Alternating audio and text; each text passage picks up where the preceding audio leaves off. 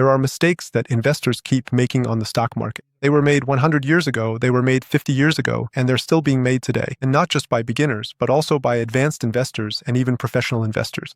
And today, I want to focus on one major mistake, using PayPal as an example, and then briefly touch on two other stock examples that I once had in my own portfolio to show how I made a lot of money by avoiding this mistake. And we'll just briefly touch on the beginning of the stock here. In 2016, PayPal was still at around 37 euros. Then it shot up to 260 euros in 2021.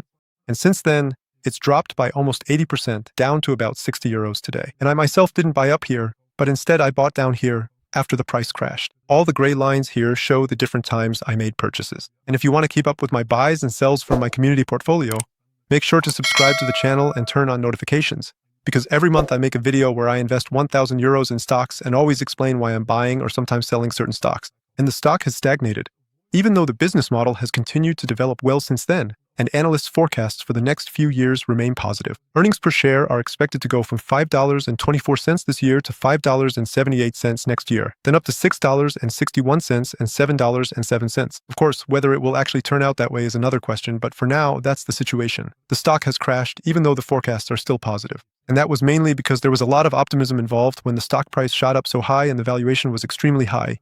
And now the valuation has simply come back down to a more reasonable level. And now, after I've entered, the real question is, what do we as investors want? We want the prices to just keep going up from here, right? And this is often where investors start making mistakes.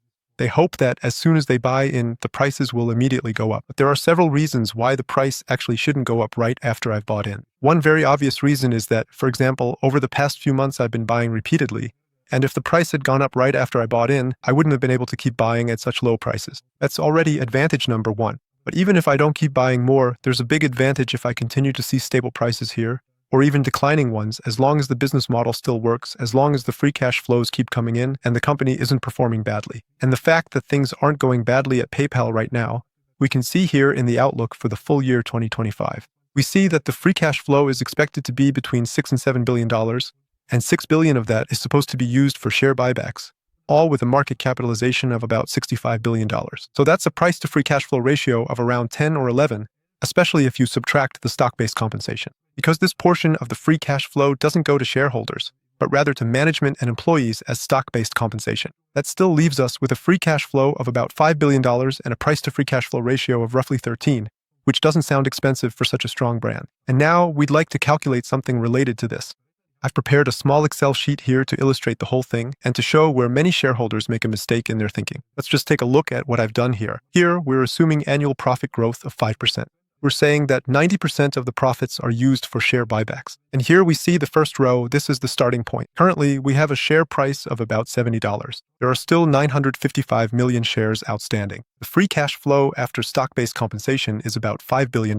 That means the free cash flow per share is $5.23. And so we have a price to free cash flow ratio is 13.38. For this year, I'm going to leave out the share buybacks and instead look at what the whole thing looks like over the next few years. Let's take a look at the next 10 years. We'll start with the first year, and then we'll go all the way down to year 10. And we can see that, in this case, $4.5 billion are being used for share buybacks. As I just said, 90% of the free cash flow, which amounts to $5 billion, so that's $4.5 billion for share buybacks. At a share price of $70, that comes out to 64 million shares. That means within 1 year, assuming the share price stays the same, the number of shares would drop from 955 million to 891 million. The free cash flow would rise to 5.25 billion, since I'm assuming 5% annual growth. But the free cash flow per share increases much faster than 5%, more like 12%, because not only is the profit, or in this case, the free cash flow rising, but it's also being distributed over fewer shares. And that's how you get 12% growth in this case. And in this example, the share price also grows much faster than the profit growth, reaching $78.80, assuming the price to free cash flow ratio stays the same. Now we can take a look at the whole thing. I've put this into a formula in Excel.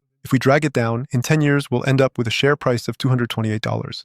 And the number of outstanding shares will be just 476 million. The free cash flow per share would rise to $17.11. All in all, this would mean an average annual return of 12.6% that we would achieve with this investment. And 12.6% per year over such a long period is not a bad return. But what would happen if the stock price were to rise now? That means we wouldn't have a valuation of 13.4 times price to free cash flow anymore, but for example, 18 times. Then we wouldn't have a 12.6% return anymore, but 14.1%. So as we can see, we'd actually get a better return. So wouldn't it be good if the price went up right now? But what if the price doesn't go up immediately next year, but much later, let's say in the 10th? That means for now, we still have constant price to free cash flow ratio, and only in the 10th year does the price finally rise to an 18 times price to free cash flow ratio. Then suddenly we have an even better average return of 16% over 10 years, which is really, really good, and a stock price of over $300. And that's because the valuation stayed low for a long time. As a result, a lot more shares could be bought back through these share repurchases. So now only 476 million remain. If we had already had the 18 times price to free cash flow ratio up here, there would still be 561 million shares outstanding, even though the same amount of money would have been used for share buybacks. But because the prices are already going up, the company can buy back fewer of its own shares. And as a result, you lose out on returns in the long run. That means, as a value investor in such a case, you should actually be happy if the stock stays low for a long time.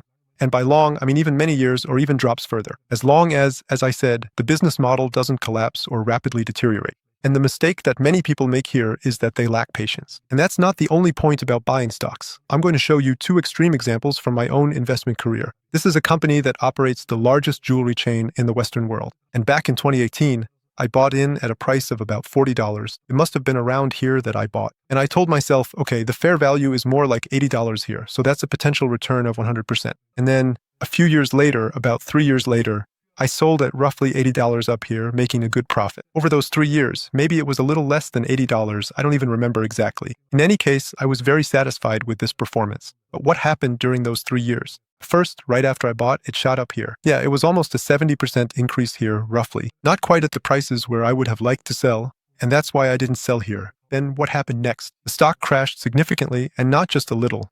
It actually dropped by 90% to $5.70.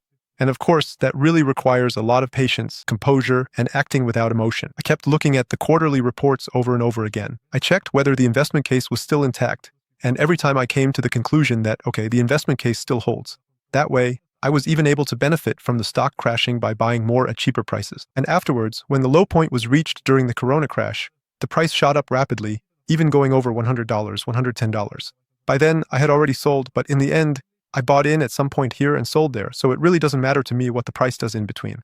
In fact, if nothing changes about the investment case, I actually benefit because I can buy more at lower prices. So again, this is something that many investors struggle with, being patient and focusing purely rationally on the investment case, and only selling when that investment case no longer holds up. Of course, I'm not right with every investment either, and there are always investments where the investment case fails, and I end up selling at a loss. But I don't buy or sell based on emotions. And another example where I really benefited from intelligent share buybacks is Apple.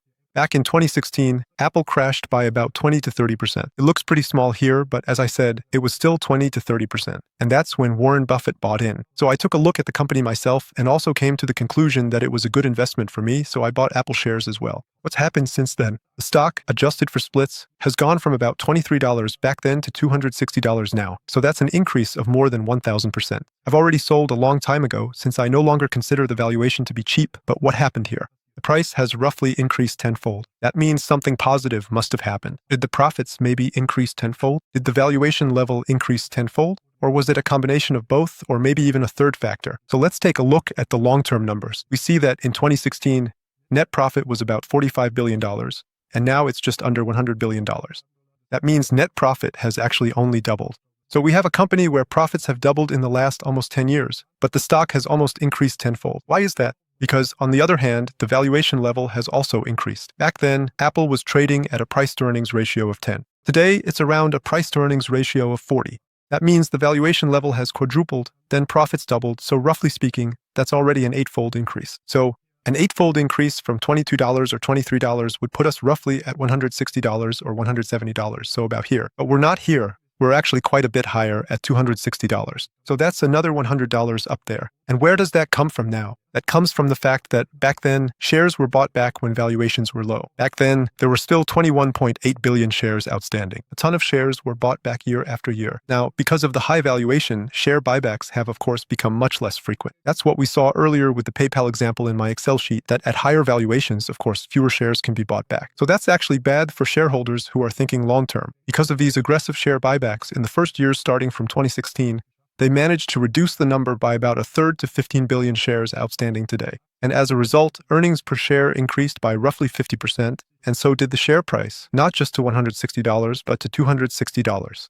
This created enormous long-term value for shareholders. So avoid the mistake of being impatient. Avoid the mistake of immediately hoping for rising prices as soon as you buy. Here's a recent example from my own portfolio on my analysis platform. Just a few weeks ago, I bought a company. Shortly after, there was a profit warning. The stock dropped by almost 20%, but my investment thesis still holds. And I don't think in terms of weeks or months, but in years. Of course, it would be best if every stock I bought shot up 200% the very next day, became too expensive in my view, and I could immediately sell it again. But that's obviously not the world we live in, so I focus rationally on the long-term development of the companies and not on all the market hype where people chase after trendy stocks with very, very high risks. I really buy companies, not just stocks. And since there are currently a lot of hype stocks and the overall market is relatively highly valued, with the risk of a crash getting bigger and bigger, I made a separate video on this topic. Feel free to check it out here. Have fun with it, and see you next time with the German value investors.